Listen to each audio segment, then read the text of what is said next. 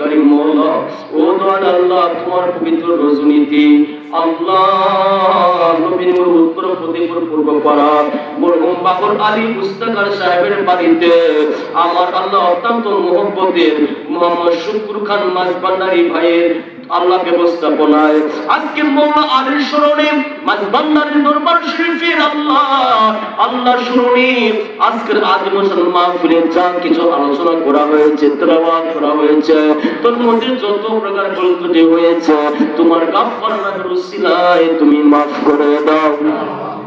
আল্লাহ রাসূলের জাসম মঞ্জুর করেছো লক্ষ কোটি গুণ বৃদ্ধি করে আমাদের আকা তাজদারে মদিনা দয়াল নবীর নুরানি কদম মোবারকে কবুল করে নাও।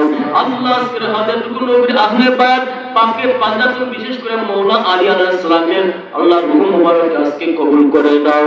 বিশেষ করে সাহাবে কেরামের দরবারে কবুল করে নাও, ওলি আউলিয়াদের কদমে কদমে কবুল করে নাও, গাউসে পাকের দরবারে কবুল করে নাও, খাজা গরিবের নওয়াজের দরবারে কবুল করে নাও।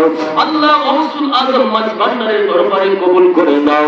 আল্লাহ আমার মুজিব বাবার কদম মোবারকে কবুল করে